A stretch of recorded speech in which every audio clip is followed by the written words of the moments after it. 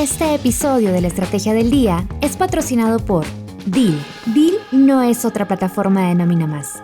Es la herramienta que tu equipo realmente disfrutará usar.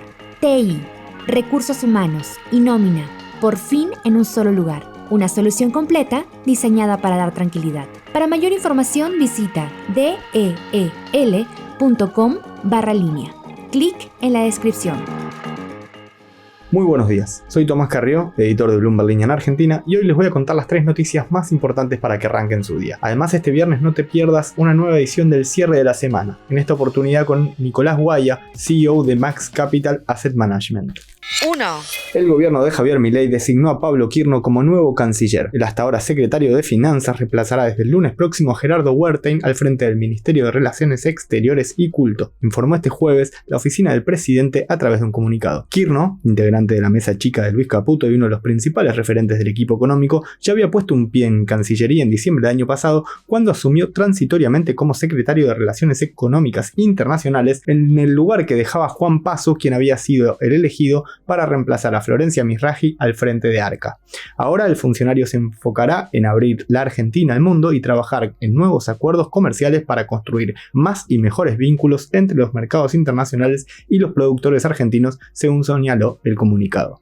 Bloomberg Línea consultó al Ministerio de Economía respecto de quién será el reemplazante de Quirno al frente de la Secretaría de Finanzas, pero no obtuvo respuesta. Según publicó Infobae, el ministro de Justicia, Mariano Cunio Libarona, sería otro de los funcionarios que dejará el gabinete tras las elecciones. 2. La Universidad de Itela publicó ayer una nueva edición de su índice de confianza en el consumidor, un dato que estaba esperando con atención el mercado, ya que suele decirse que correlaciona bien con el índice de confianza en el gobierno, lo que a su vez tiende a correlacionar con los resultados que obtienen los oficialismos en las elecciones. Según el informe del Centro de Investigación en Finanzas de la Itela, el índice de confianza del consumidor aumentó 6,3% respecto de septiembre, tras haber caído 13,9% en agosto y 0,3% en el mes previo. El relevamiento, elaborado por Poliarquía a partir de encuestas realizadas en 40 grandes aglomerados urbanos entre el 1 y el 14 de este mes, mostró que el indicador volvió a ubicarse por encima de los 42 puntos, niveles similares a los que exhibía un año antes, pero todavía por debajo de los niveles de noviembre de 2024 y julio de este año, cuando alcanzó picos de 45 y 47 puntos respectivamente. 3. Un informe de la consultora Equilibra advierte que el rebote de la economía que midió el INDEC en agosto podría haberse interrumpido en septiembre. El miércoles, el Instituto Estadístico había revelado que el estimador mensual de actividad económica trepó 0,3% desestacionalizado en agosto, cortando así 3 meses consecutivos de contracción. Pero para las analistas de Equilibra, la actividad habría vuelto a contraerse en septiembre, mes para el que anticipan una baja de 1%, por lo que la caída de la actividad se habría profundizado en el tercer trimestre un 0,7% desestacionalizado. A través de redes sociales, en tanto, el economista Fernando Marul expuso que desde febrero y hasta agosto la actividad económica se contrajo 1,1% y marcó que hay sectores que siguen muy flojos. Sin embargo, agregó que al analizar la actividad mensual de cada una de las últimas gestiones, los primeros 20 meses del gobierno de Javier Milei siguen mostrando números mejores a los de gobiernos anteriores. Antes de pasar al cierre de la semana, veamos rápidamente cómo van a abrir hoy los mercados. El S&P Merval subió ayer 1,8% en pesos, pero 5,8% medido el tipo de cambio implícito. Fue una jornada muy positiva para las acciones argentinas en Wall Street, con mejoras de hasta 13,7% encabezadas por Superbill. Las perspectivas positivas se extendieron también a los bonos soberanos en dólares de ley extranjera, que registraron subas de entre 0,4 y 2% a lo largo de toda la curva, quitándole presión al riesgo país. En lo que respecta al mercado cambiario, el dólar oficial mayorista se dio 10 pesos hasta 1.479 pesos, alejándose de un techo de la banda que trepó ayer unos centavos por encima de los 1.492. Así el Banco Central pudo cerrar la rueda sin intervenir con ventas de reservas. El minorista también se dio 10 pesos a 1.505, el MEP y el contado con liqui por su parte retrocedieron 3,8% hasta 1.533 y 1.551 respectivamente. El Blue, en tanto, bajó 25 pesos a 1.525 para la venta. Y ahora sí, los invito a escuchar una breve entrevista con Nicolás Guaya de Max Capital Asset Management, en la que analizó cómo llega el mercado a esta elección. Bueno, Nico, ya recta final para la elección de este domingo, esta elección legislativa crucial para el gobierno, para el futuro económico, por lo menos de los próximos años del país. Quería preguntarte primero cómo ves que llega el mercado a estas elecciones y qué escenario crees crees que está priceado en los precios de los activos? Bueno, si me preguntas a mí, me parece que depende de qué variable. Las acciones están, llamémosle, a mitad camino, prediciendo un empate técnico y los bonos también. ¿Por qué digo esto? Están 40-50% abajo de lo que estuvieron en enero de este año, o sea, dentro de lo que es el gobierno de Milei, hubo bastantes mejores de evaluación de estas mismas variables, pero por otro lado están lejos del piso que han tenido. El piso que han tenido es hoy capaz un 30% abajo en ambas variables también, que se han movido bastante en tándem desde las elecciones de la provincia de Buenos Aires. Ahora, la variable que capaz está un poco sobrecomprada es la del tipo de cambio. Sí. El tipo de cambio sí está en máximo de la era Milei y lo que sí estamos viendo bastante en nuestros clientes es que están llegando a este viernes con muy altos niveles de cobertura. O sea, que han pagado o dólares o futuros de dólares o bonos dólar link para cubrirse de un escenario que capaz no es el más probable, pero es el que considerarían más disruptivo, de que la Libertad Avanza pierda por ejemplo, llamémosle más de 5 puntos. Uh-huh.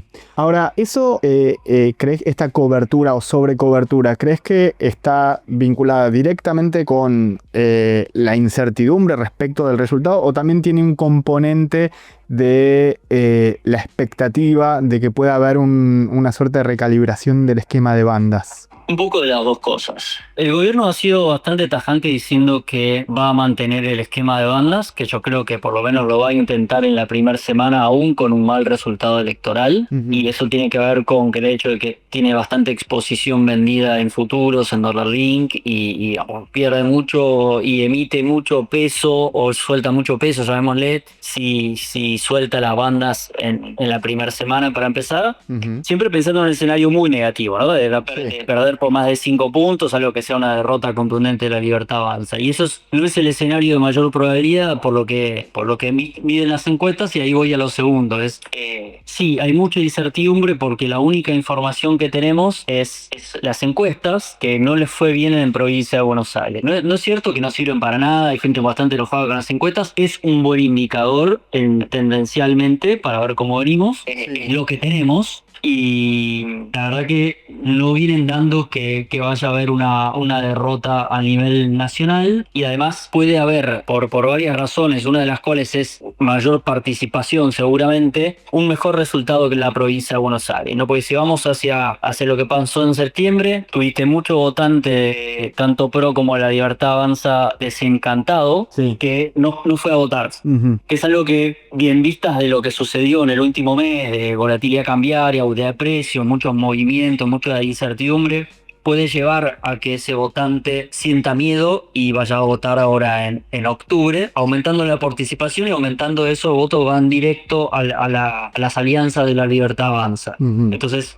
puede ser que haya un resultado electoral bastante adverso a la Libertad Avanza, pero no es el escenario base de nadie actualmente. Pero obviamente, como es información poco certera, el inversor en estos casos en general prefiere llegar más bien dolarizado por si se da el escenario de baja probabilidad pero alto impacto. Claro. Ahora, sí ha correlacionado mejor con los resultados electorales el índice de confianza del gobierno que elabora la Universidad Di Tella, que a su vez correlaciona bastante bien con el índice de confianza del consumidor que se conoció este jueves y que al menos en las primeras reacciones generó una suba de activos, una mejora en las valuaciones. ¿Crees que el mercado empieza a partir de esto empieza a ponderar más esa posibilidad de un escenario menos disruptivo?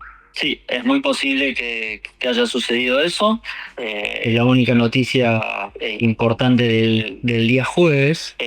Y los mercados reaccionan muy bien y el dólar también. Uh-huh. Tenemos que, con poca noticia y sin encuestas nuevas y sin novedades nuevas, muy buen día jueves para los mercados, y se le puede asignar el índice de confianza del consumidor, que bien dijiste, correlaciona con el índice de confianza del gobierno, que a su vez en general es un buen indicador de la intención de voto del oficialismo. Y es un poco más de información ante la poca que veníamos teniendo, más allá de las encuestas.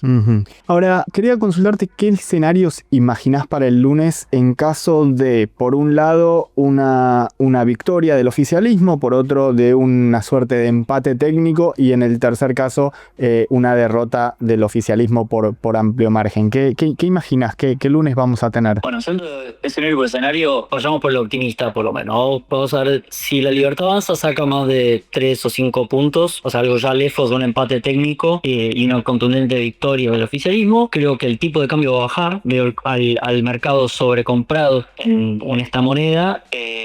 Creo que las acciones todavía tienen muchísimo recorrido para subir. Estamos casi 50% abajo con lo que estábamos en enero. Y los bonos, no te digo que van a estar cerca de poder emitir deuda nueva, pero probablemente lo veamos en una zona de riesgo país más cercano a 800 en los primeros días y mejorando de ahí en adelante, dependiendo de cómo sigan también los anuncios de Milei respecto a coaliciones, a cómo se va a encarar el Congreso ahora en adelante, cómo va a conformar el equipo. Eso también va a ser importante post elecciones. Lo que diga Milei mismo va a ser importante, y va a ser importante para el segundo escenario, que es el escenario de empate técnico. Ya vale más o menos 3 para un lado o para el otro. En ese caso va a ser muy importante la reacción de Milei. Si Milei sale a hablar con un tono de que entendió el mensaje, que va a ampliar su coalición, que va a arreglar con gobernadores, que va a conseguir lo que necesita en el Congreso a través de negociaciones y de ceder un poco, eso puede ser puede ser tomado bien por el mercado y que no haya algo disruptivo a nivel cambiario o a nivel accionario de bonds. Ahora, el escenario negativo, llamémosle de perder por más de 5 puntos en el caso del oficialismo, ahí creo que todavía hay para mayores caídas de bono, mayores caídas de acciones. El mercado probablemente no se lo tome bien, o sea, no está totalmente ni comprado ni vendido en esas variables, y el tipo de cambio, dependiendo de la magnitud de la derrota, no es lo mismo perder por 5 que perder por 10, de cuánta presión le va a poner al techo de la banda, al punto de yo creo que van a intentar mantenerla, especialmente la primera semana, pase lo que pase, y si el consumo de reservas o de favores de Bessent en esa primera semana es de una magnitud insostenible en el tiempo, probablemente vayamos o a mayores restricciones o a saltos de la banda o mover la banda más para arriba, porque bueno, obviamente no podés seguir vendiendo reservas a 1500 si tenés todos los días compras muy fuerte. El dólar es por una cuestión especulativa. Ahora, si es por una cuestión competitiva o por otras cosas, sí, digamos, se puede, pero si el mercado te va a testear porque espera unos próximos 2 años muy duros y que en el 2027 vuelva un gobierno populista, eso ya empieza a generar miedos y pánicos hoy en día, que es un poco lo que pasó con el resultado de la provincia en septiembre. Sí. Ahora, volviendo al primer escenario, al escenario optimista. Si el oficialismo saliera fortalecido de la elección, ¿vos ves margen para que el rally sea prolongado o imaginas que puede ser un rally importante pero acotado y después mucha expectativa de qué puede venir en términos de reformas, de cambios de gabinete, de relación con los gobernadores y demás? Creo que tenés, aún sin las reformas estructurales, mucho lugar para subir. O sea, el Merval en dólares puede subir un 70% y todavía vas a estar lejos del máximo que tuvo Macri. Para llegar al máximo de valor que tuvo Macri, creo que tenés que tener un Congreso más fortalecido por el lado de alianzas. O sea, esto de cualquier resultado electoral del domingo te va a mejorar en la situación actual, eso seguro. O sea, vas a estar como mínimo sumando 35 nuevos diputados y en un buen escenario sumando 55. O sea, mal no podés estar en esa posición, pero ahora para pasar la reforma que tenés necesitas bastante más apoyo, y ahí va a depender de cuán pragmático vemos a Milei. Si vemos un Milei pragmático, con cambio de gabinete más bien yéndose a gente conciliadora, si vemos a una alianza con, llamémosle López Murphy, con De Loreo, más fotos con Macri, llamémosle un congreso muy fuerte para él, y el mercado empieza a descontar que hay posibilidades de por lo menos sacar la reforma tributaria antes del 2027 y que eso impacte en la actividad, ahí tenés el techo del Merval, puede ser bastante superior a lo que tuvo Macri, y ahí vas, o sea, con respecto a los precios de hoy, es un rally bastante prolongado de oportunidad que tenés.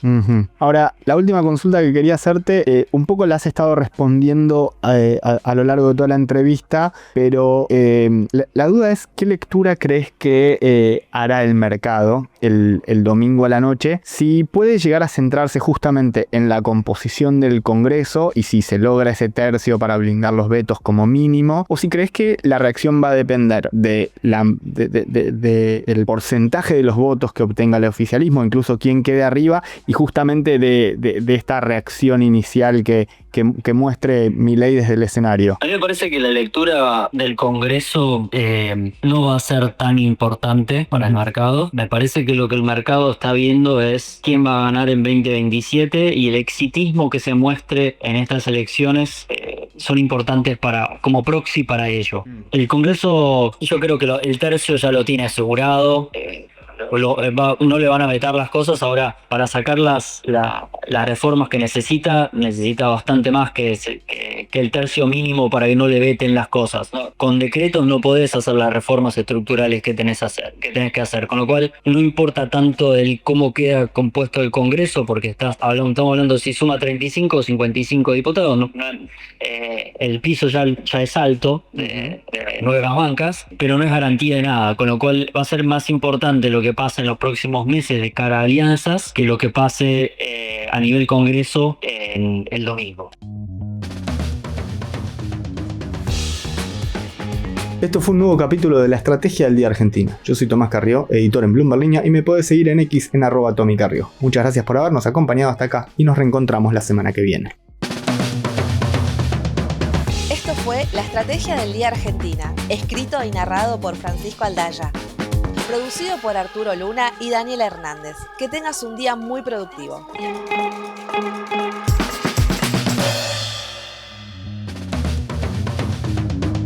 Este episodio de La Estrategia del Día es patrocinado por Deel. Seamos honestos, la mayoría de los softwares de recursos humanos no son precisamente agradables de usar. Deel es diferente, es nativo en IA, siempre está en cumplimiento y crece contigo, ya sean 5 o 50,000 personas. TI, recursos humanos y nómina, todo en una plataforma que simplemente funciona. Compruébalo en deel.com/línea. Para mayor información, haz clic en la descripción.